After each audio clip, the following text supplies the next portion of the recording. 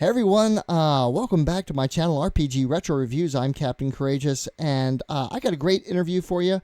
Matt Finch is here with me. We got him right here. Matt Finch from Mythmere Games, author of Swords and Wizardry, a top-notch OSR.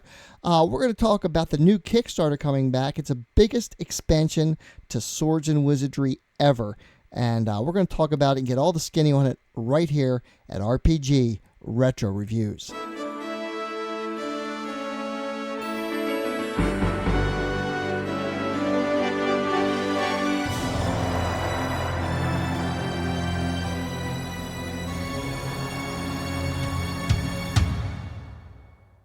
everyone, I'm Captain Courageous, and I review old school modules and games and try to give them a fun and informative analysis. As you can see, this week I got Matt Finch back with me. He's been with us a few times.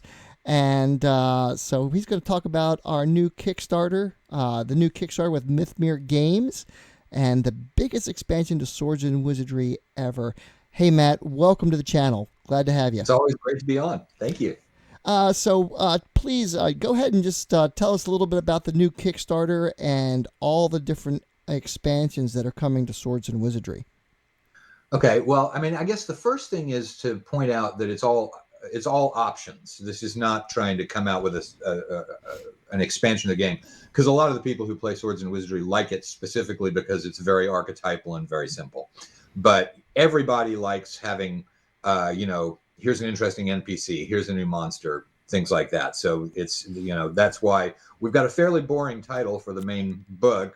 Book of Options is, it doesn't reach out and grab you, but it really says what I think the real issue is, that it's only options. It's not anything more than that. And it's kind of a scattergun of all kinds of different options, and we'll probably go back to what's in the book later on. But just to cover the things that are in the Kickstarter first. So there's the Book of Options, and then there's also a monster book, and that has about 300 monsters in it. Wow. Yeah, it's a good solid book. There's illustrations on every page. Not every monster is illustrated because we're going with multiple monsters per page, not the one monster per page sort of format. Really just to save money for people who are getting it, because paper, we're in an inflationary period. Paper is going up in price, so we're trying to pack stuff in. So those are the two main hardcover books that are, the sewn, high quality binding. And then there are also two. And there's also a referee screen, which is gorgeous. We really, really like the art for that. So that's another printed product that's going with it. And then there are also two smaller books. One of them is Tomb of the Iron God, which is an adventure module I wrote a long, long time ago, introductory level. But I really like it because it's got a very kind of a different feel to it than your standard dungeon crawlers. Just some things that happen in particular areas that make those whole areas work differently. And so I like that module. It's been one that a lot of people have wanted us to redo. So that's going to be in there. And then the other one, like you and I were talking about right before we started, is a little bit difficult to describe. It's called The Domain of Herringard. It is a first small book. I think right now it's estimated about 36 pages. That introduces the campaign setting of the world of Herringard. And so it manages to simultaneously do a lot of things, but not do them very deeply. So it's got a city in there, but that city will probably be detailed in a later book. And then it's got a piece of a mega dungeon. There's a particular part of the mega dungeon that you can get into, other parts that you can't. The part that you can get into is in there as an adventure. So you've got probably a one-shot, possibly a two-shot, dungeon crawl in there in a mega dungeon. And it's a hex map of an area. So it's also a sandbox sort of mini campaign, Westmarch style. Really is really more modeled on the Judges Guild model of doing those. And so it's a lot of things at once, and all of them are sort of partial. So we'll see how people like that. I actually think it's going to be something that people like, that approach. But we shall see. It may be that people decide. Sounds exciting. No, that's exactly my style of dungeon mastering. I really love the the hex crawl, West March, just go ahead and go and explore and see what's there kind of campaign setting. Yeah. And so it's I think it's 6 mile hexes. There's always the difficulty of 5 mile, 6 mile, 5 mile, 6 mile. What's implicated in the two decisions? But whether it's 5 or 6 mile, it's small hexes. Right. It's also a small map. It's only about letter size. With so it's not huge. But the thing is, it's going to be a central area because Herringard is sort of the equivalent of the Free City of Greyhawk, just in that this is where a lot of adventurers are. Probably not necessarily the biggest city, but the most active for adventuring in the area. And so it's got all of the surrounding villages, with some level of detail in there. So anyway, so that's the Kickstarter, and then we're probably going to hit a stretch goal as well. Normally we don't do stretch goals because they're mainly sort of sales gimmicks, but one of the things that I had been working on for a while, just for my own purposes, was and for playtesting, was all of the stat blocks for these new character classes and also for the old ones. So I have had this great big document with a lot of stat blocks because there's 22 classes now, and I realized, okay, well, as a free PDF. This probably is exactly, I don't think people will pay a lot for it, but a lot of people will really want it. So that's what we're going to do as a stretch goal at 90,000, which we're going to hit pretty soon. I think we're only about $4,000 away from that. So we're going to give everybody who backed any of either of the all-in levels or the digital all-in levels, this PDF, which will have just all of the stat blocks so that you can cut and paste them. So that's be coming out. So that I should mention that as well. So that's the overall Kickstarter, and then we can start talking about the specifics and all. Man, that's a lot of stuff on the Kickstarter. Sounds exciting. It is a lot of stuff, and it's always difficult to organize a Kickstarter to make it to where people don't just glitch out looking at all of the choices. So. Well, I think probably what my viewers are most interested in is the options book. So let's go ahead and start right there because, that's my channel's thing. I always start with the meat right away. No delay. So let's go ahead and talk about that. I think really what struck me when I was looking through the PDF copy that you sent me, and thank you for that, was the number of different classes, the new classes that are there, and some of them are really standard. Like you got your barbarian, and you got the illusionist, and you got the bard, and what was the other one that I saw? And the troubadour, which I thought was, what's the difference between the troubadour and the bard? Okay, so and this comes out of I did a lot of this with James Spahn talking about, because he's a good sounding board. To say, okay, he's more of a game designer than I am in a lot of ways. And so we were talking about, okay, so you've got this concept of the bard, and if you look at the really old D&D stuff in the original D&D and first edition AD&D, the idea of the bard is very much based on the Celtic bard. It is somebody who's a member of either a world-spanning or a region-spanning organization. They're tied in with Druidism, and that's sort of one concept. And that's also what Ed Greenwood took for his Harpers organization, Right. was basically just bards, and that's why they're called the Harpers. Because so we were like, okay, so there's this bard archetype out there, but you've also got the much more modern bard who strolls around, uses magic, does thievery, is sort of more of a roguish archetype than the original bard was. And so we decided, all right, let's go ahead and split these up, because what we're doing again is a book of options. So in many ways, we were willing to go fairly specific with the concepts behind these character classes, because somebody's going to be presumably picking and choosing something. So we were like, and they're not mutually exclusive either. You could have both bards and troubadours. But we decided to split out that concept of the Ed Greenwood Harper type bard and Celtic bard, from the just wandering rogue, who's not necessarily involved in any larger organization or earth spanning organization. And so we decided to just go ahead and let's isolate the elements that make the Ed Greenwood type of bard. Let's isolate the elements that make the wandering minstrel type bard, and do two different character classes. And that lets us focus in on, how it's going to be played. So that's why there's a bard and a troubadour. Okay, well, that's great. Yeah, I saw that, and I thought that was really great. So you got like the wandering troubadour, rogue, maybe a little shady, and then you've got the more traditional bard who's playing his lute and is connected to Druidism and the Celtic mythos, which I thought was really excellent.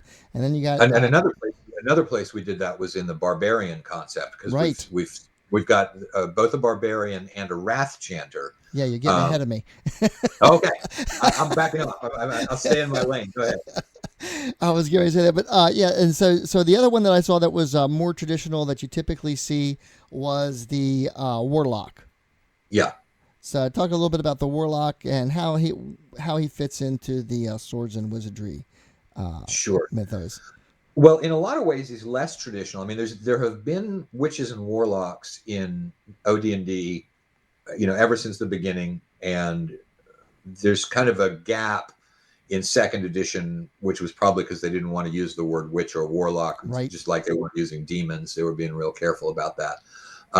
But this idea of somebody whose magical powers stem from a pact with something that can give you spells, but that is not really a deity or a god. And that's also a very, very sword and sorcery concept. Ariok with Elric, Ariok is not, possibly he's a god, but, this whole idea of, making bargains with powers beyond is a very traditional idea. And part of the other thing too is that we're trying to bring in people whose background in gaming comes from not the OSR editions, but people who started gaming with 3rd edition, 4th edition, even 5th edition. Right. So the structure of the warlock class is based a little bit in 5th edition, just in the sense that, I think 5th edition was really the first time that anyone ever said, this is what a warlock is. It's somebody who has made a pact with something that is not a god.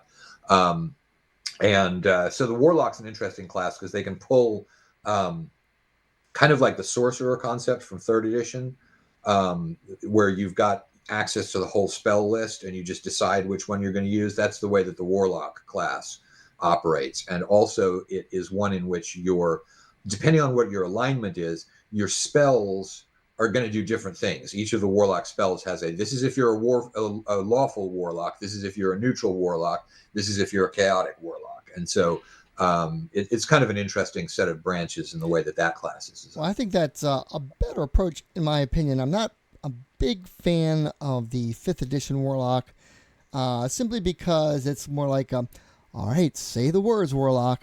I cast Eldritch Blast. Eldritch Blast, yeah. So I like the variety in the spell options that the Swords and Wizardry warlock has. Yeah. Then I see that. So those are the ones that I saw that were like the traditional kind, and this is why I had my glasses on earlier. Matt, let me put them back on here. Put them back on. I was talking about how you can see the reflection in Dave's glasses. Yeah, you can see the reflection in my glasses. I took them off. So we got the Chivalric Knight, the Demon Hunter, the Elf Blade, and the Wrath Chanter. So let's those I thought were kind of very specific and also kind of unique that you don't typically see in an OSR, and really not even in some of the modern ones. But so let's talk about those. Okay. Well, first the Chivalric Knight. So two of those I think are probably less creative than you're making them sound. So I'll go ahead and I'll give the disclaimers there. The Chivalric Knight's basically based on the Cavalier. So it's, I hate that class actually because it doesn't have the ability to do a good job in an underground setting, and we've tried to toggle that a little bit. But some people absolutely love the Cavalier, and it's usually the people who are doing, overland campaigns, who are just not really interested in dungeon type adventuring. And so, there have been a lot of requests for a Cavalier type class. So there it is. It's the Chivalric Knight. And then the Elf Blade, all it does have some really interesting touches. It's got the ability to parry a spell. I saw that. Which That looked really cool.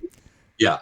But what that really is it's just taking the fighter magic user who is an elf, which is when you're playing OD&D, there's a fair amount of math and calculation involved in any of the multi-class type characters. And so with the Elf Blade, really all that is taking it and doing it Ancestry as class style and just putting it onto one table. But it's a fighter magic user. The numbers are close to what you would get if you were doing a fighter magic user, but it's all just there in one place. And so those two, I think, are a little less creative. The Demon Hunter, I really like the Demon Hunter because you can. It's almost like you can smell evil, except it's not evil. But you can smell demons, and you can recognize lycanthropy. It's kind of heavy on the detection type of abilities. It's largely a magic user type of class, but you can wear slightly heavier armor. I like that one. And again, that's if you're playing, if you want to play a brooding Warhammer type of campaign, then I just picture a guy, with the sword and the pilgrim hat, and I almost I don't know if you're from this is a 1960s reference, but it's Vincent Price, Witch Hunter General. I don't know if you. Oh yeah. That, I mean, originally it was actually called a Witch Hunter, and then I was like, well, except we've got a Warlock class. So I just, okay, it's a Demon Hunter. The other thing about Demon Hunters is that if you're playing, I mean, technically Swords and Wizardry does not have a plane shift spell for clerics. It's added in as one of the optional spells in the book of options. But if you're not doing that, then the Demon Hunter is your access to planar travel as well. So that's another factor involved in that class. Oh, that's very cool. And then, of course, the Barbarian offshoot, which is the Wrath Chanter, yeah. The Wrath Chanter. Talk about that one. I thought that was pretty cool also. Okay, so that starts with the basic Raging Barbarian archetype that I think came in about in Unearthed Arcana. I was mixing up Eldritch Wizardry and Unearthed Arcana, and my brain froze. So the White Dwarf Barbarian and most of the early barbarians before that didn't really include a rage component. They just were sort of trackers, and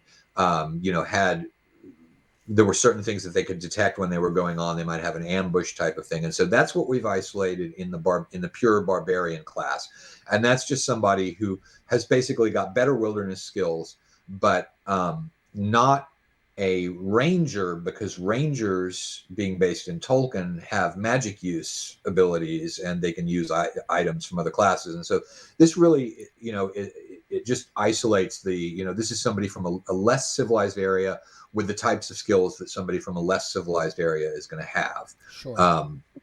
And then the Wrath Chanter was the rage approach, which to me, in terms of the folklore, that alone, just a berserker. I was going to say, sounds like a berserker offshoot.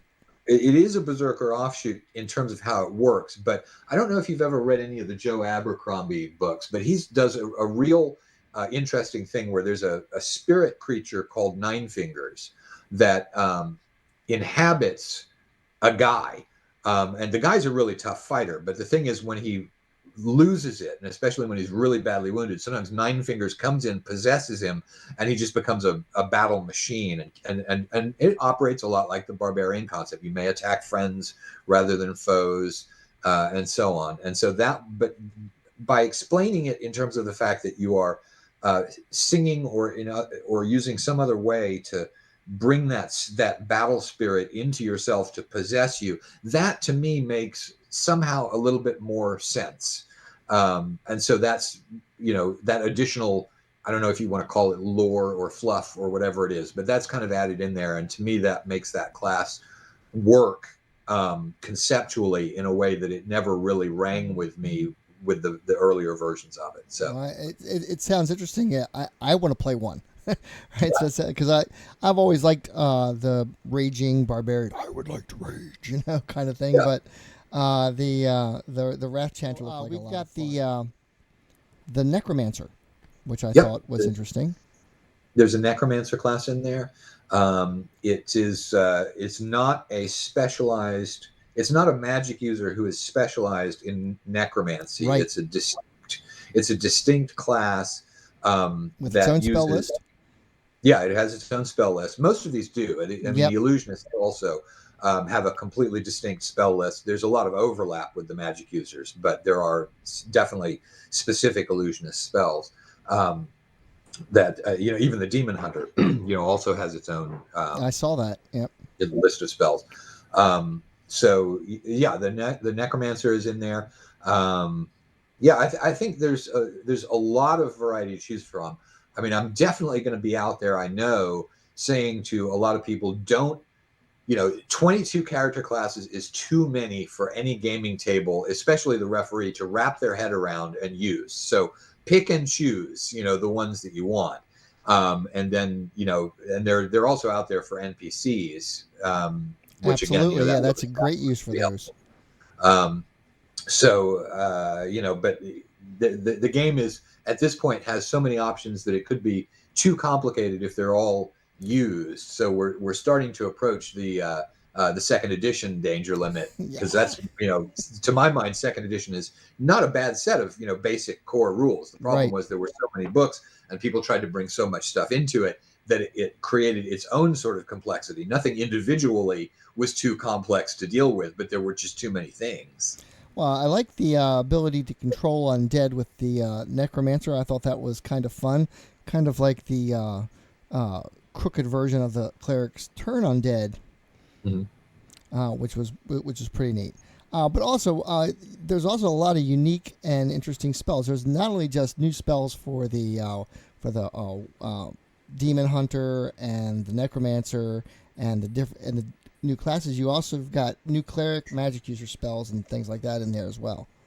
True, although not a whole lot of those, and in most cases, those are things from advanced D&D that I thought were good, valid options for playing with original D&D. So just druids, there's a pass without trace.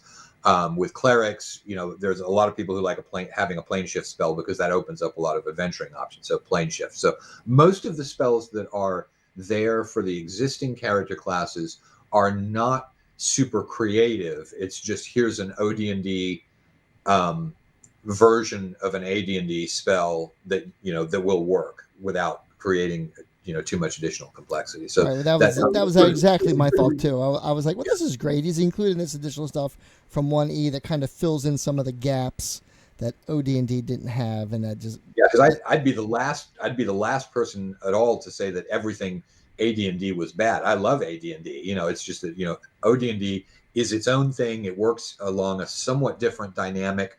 And so what I was trying to do there was just say, okay, here's a good idea that didn't really get put out there until AD&D, but so let's just put it to where it fits now into the the overall schematic of OD&D, because otherwise it's a great idea that's not used. So that's sort of what I was doing with those spells. Right, and then of course you've got quite a few articles in here talking about running a sandbox, and let's see, what's he up? My glasses again. The art of being a DM or a referee, a discussion on sandboxing. There's also planes and cosmology and creating campaigns. So briefly, let's kind of like talk about those a little bit. What can the reader expect from those? Okay. Well, I mean, one of the criticisms, not a criticism, but in most of the OSR rule books, there's not very much discussion about how to play the game or so on and so forth. And There's a ton of it in blogs. That was really what drove the internet, was this sort of commentary about how is this actually played. And so I thought there were a few very key things. Starting a campaign, designing the first adventure, how to use the 3-part alignment system, things like that I thought that people would probably appreciate having in the actual rule book, to be able to parse through and see, here is the thinking that goes alongside this set of rules.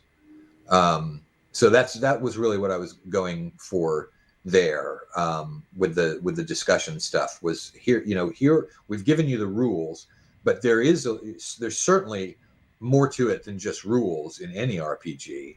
And so here's a little bit of a next step in terms of discussing how to implement those rules with the other stuff that there's not really rules for, like a world, a alignment. Honestly, I think when I pick up a RPG rulebook, these kinds of discussion articles end up being my favorite part, and the thing that I read over and over and over again, that I'll go back to. So I think that's a great option.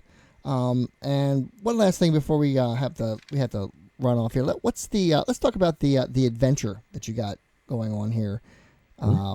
Just a little bit more detail on it that you gave earlier. Which one? Tomb of the Iron God, or the Tomb of the Iron God? Okay.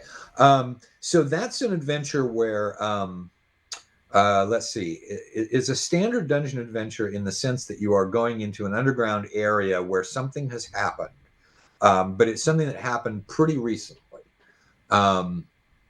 And see, the question is, how many spoilers do I not give away? But I won't tell anybody. Okay. All right. So no one knows what I'm about to say. So there are a few things about it that make it work with a slightly different dynamic than your regular dungeon adventure. There's a and it comes from reading the Tombs of Atuan, or Tomb of Atuan, which is in the Wizard of Earthsea series. But the one thing that was really cool in that second book of that trilogy is that there is an underground temple area, in which there are rules for what you can do in different places that are okay or not okay, or taboo, or so on and so forth. So there's like one area where there's not supposed to be light in that book, and also used to be a classics major for about a year in college, and learning about the way that ancient Greek chthonic religions worked, and there were similar things like that with the taboos and so on. And so in this, those are still active, because the god is a minor god, but he's actually there. He lives in that dungeon. Wow. Okay, that's cool. You will see him. And so all of the divine taboos and things are still in place. There are some things that you have to do to be safe in particular areas of the dungeon, and you better figure out what they are, or you're going to start seeing the effects of doing something that's taboo when the god is right there. And so it's got sort of it has a higher level feel. And in fact, I went and asked on our Discord, I was gonna say, it sounds like a high level dungeon. It does. It sounds like a very high level dungeon, and it feels like a high level dungeon, but it's actually a lower level dungeon. And so I asked, hey, should I bump up the level on this and actually make the thing? And they were like, no. What's cool about this is that when you are low level, you have walked into an area that really is, it's not that it's more dangerous. It's just, it has thematic elements that you normally only see in a higher level adventure. And people were like, that's what's cool about it. So I was like, okay, we'll keep it the way it is. So yeah, that's what that is. But it is unusual, I think, in terms of adventures, and that's the way in which it's unusual. That's awesome. Matt, first of all, I want to thank you so much for taking time out of your day and come out and talk to us here about your new Kickstarter. And it sounds like a lot of fun. I know I'm in. Guys, I'm going to go ahead and put a little link to the Kickstarter right there in the corner, and down there in the little doobly-doo.